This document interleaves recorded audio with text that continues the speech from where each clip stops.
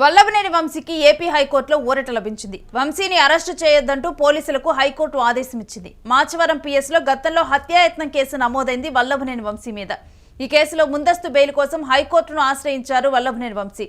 తదుపరి ఆదేశాలు వచ్చే వరకు వల్లభనేని వంశీని అరెస్టు చేయవద్దంటూ కూడా పోలీసులకు కీలక సూచనలు ఇచ్చింది ఏపీ హైకోర్టు. తదుపరి విచారణ 2 వారాలకు వాయిదా పడింది. వైసీపీ కీలక నేత గన్నవరం మాజీ ఎమ్మెల్యే వల్లభనేని వంశీకి ఇప్పుడు ఏపీ హైకోర్టులో ఊరట లభించింది. పూర్తి డీటెయిల్స్ కూడా మా ప్రతినిధి కిరణ్ అడిగి తెలుసుకుందాం. కిరణ్, వల్లభనేని వంశీని అరెస్టు చేయొద్దంటూ కూడా ఇప్పుడు పోలీసులకు ఆదేశాలు వెళ్ళాయి. పూర్తి డీటెయిల్స్ ఏంటి? రేణు, గన్నవరం మాజీ ఎమ్మెల్యే వల్లభనేని వంశీకి ఏపీ హైకోర్టులో ఊరట లభించింది. దాదాపు 2 వారాల వరకు ఆయన అరెస్ట్ చేయొద్దంటూ పోలీసులకు హైకోర్టు ఆదేశాలు జారీ చేసింది.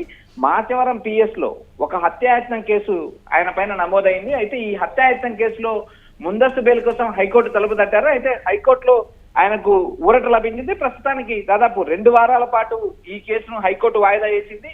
ఆ వాయిదా వేయడంతో పాటు పోలీసులకు నేరుగా హైకోర్టు సూచనలు ఇవ్వడం జరిగింది. ఏదైతే గన్నవరం మాజీ ఎమ్మెల్యే వల్లభనేని వంశీని అరెస్ట్ చేయరాదంటూ ఆదేశాలు కూడా జారీ చేసింది. తదుపరి విచారణ ఏదైతే వెకేషన్ బెంచ్ విచారిస్తుంది. 2 వారాల తర్వాత ఈ కేసు విచారణ జరుగుతుంది. అంతవరకు వల్లభనేని వంశీ పైన ఎలాంటి అరెస్టు చేయకూడదంటూ హైకోర్టు ఆదేశాలు జారీ చేసింది. రేణు, బెజవాడ మాచవరం పోలీసులు వంశీపై హత్యాయత్నం కేసు నమోదు చేశారు.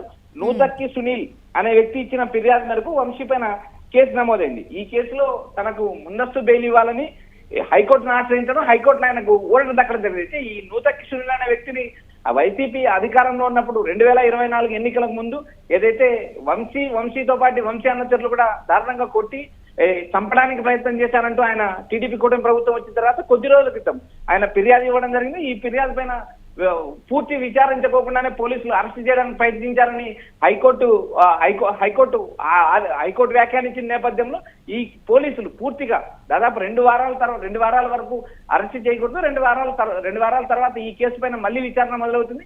అప్పటి వరకు ఈ పోలీసులు ఏదైతే ఈ కేసుకు సంబంధించిన పూర్తి వివరాలు కోర్టుకు అందించాలని పూర్తి ఇన్ఫర్మేషన్ తో హైకోర్టుకు పోలీసులు రావాలంటూ గవర్నమెంట్ పీపీని ఆదేశించడం జరిగింది. ప్రస్తుతానికి ఏదైతే నూతక్కి సునీల్ ఇచ్చిన ఈ ఫిర్యాదును హైకోర్టు తాత్కాలికంగా వంశీకి ఊరట లభించింది. ఈ కేసు పూర్వాపరాలు పరిశీలించిన తర్వాత ముందస్తు బెయిల్ రద్దు చేయాలన్న తర్వాత ముందస్తు బెయిల్ కొనసాగించాలనేది మరికొద్ది రోజులు సమయం పట్టే అవకాశం ఉంది. Renu, right, thanks for the updates Kiran.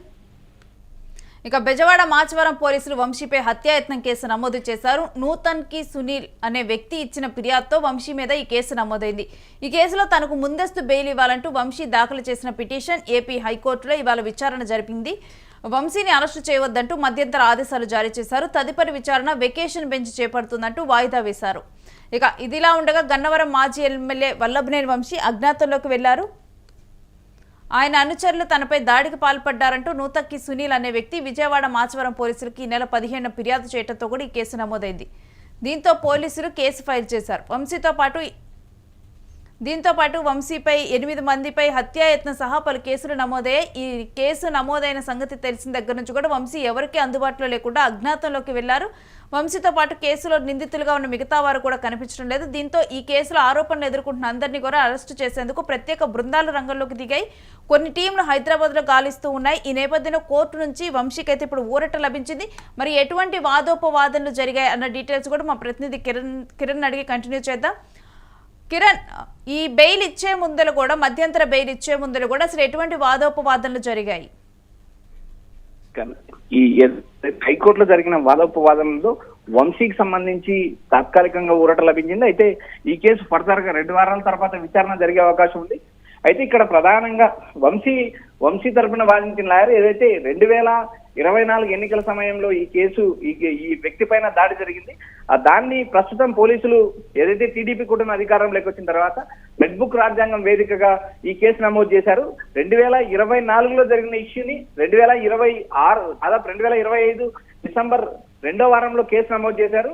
ఈ కేసులో ఏదైతే వంశీని అరెస్ట్ చేయడానికి ప్రయత్నం చేయడం, వంశీ ప్రస్తుతానికి అజ్ఞాతంలో కొనసాగుతున్నారు. ఎందుకంటే పోలీసులు ఈ హత్యాయత్నం కేసులో వంశీని అరెస్ట్ చేయడానికి తీవ్ర ప్రయత్నాలు చేస్తున్నారు. టీడీపీ కూటమి అధికారంలోకి వచ్చిన తర్వాత వంశీ పైన గతంలో కేసులు నమోదయ్యాయి. దాదాపు 140 రోజులు వంశీ జైలు జీవితం గడిపారు. జైలు నుంచి వచ్చిన తర్వాత కూడా ఏదైతే కొంతమంది జైలు నుంచి వచ్చిన తర్వాత ఆయన తన నియోజకవర్గంలో లేకోకుండా హైదరాబాద్ లో కొంతకాలం గడిపారు. అయితే చివరికి వైసీపీ అధినేత జగన్మోహన్ రెడ్డి జోక్యం చేసుకోవడం, నేరుగా ఆయన గన్నవరం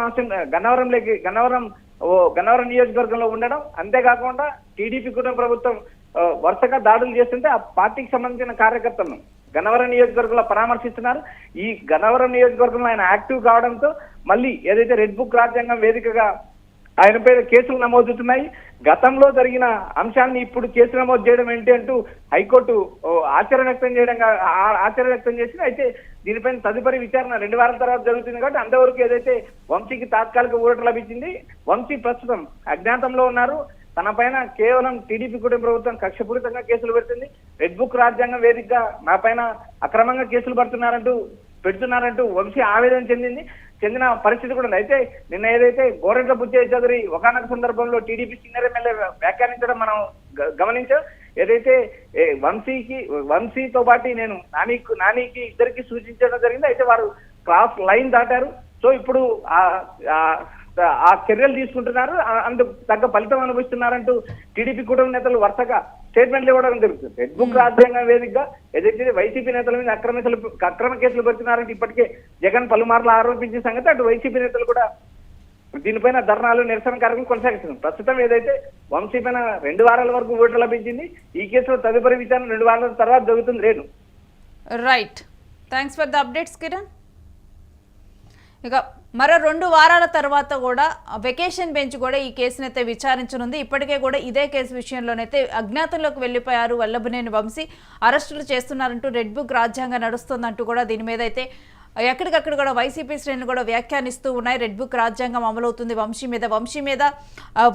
యాక్టివ్ అవ్వబోతున్నారని చెప్పి కూడా కావాలనే ఈ విధంగా కూడా కేసులు మరలా కూడా తీసుకొనొచ్చు. రెడ్ బుక్లో నోట్ చేసుకున్నటువంటి కేసులు ఇవన్నీ కూడా ఇప్పుడు వంశీ మీద బనాయిస్తూ ఉన్నారు. తన వైసీపీలో యాక్టివ్ అవ్వాలనుకున్న టైంలో కూడా ఈ విధంగా కావాలనే వంశీని ఇరుకున పెట్టే ప్రయత్నం చేస్తున్నారు. కేసులతో కూడా భయానికి గురి చేస్తున్నారంటూ కూడా వైసీపీ శ్రేణులు అయితే దీని మీద వ్యాఖ్యానిస్తూ ఉన్నారు. ఇక ఇప్పుడైతే ప్రస్తుతానికైతే ఒక ఊరటైతే లభించింది వంశీకి. ప్రస్తుతానికి ఒక 2 వారాలు మాత్రం తను అరెస్టు చేయొద్దంటూ కూడా ఇప్పుడు 2 వారాల తర్వాత ఈ అంశం కూడా వెకేషన్ బెంచ్కి అయితే వెళ్ళనుంది. ఆ తర్వాత అక్కడ విచారించి తదుపరి నిర్ణయం వెలువడనుంది.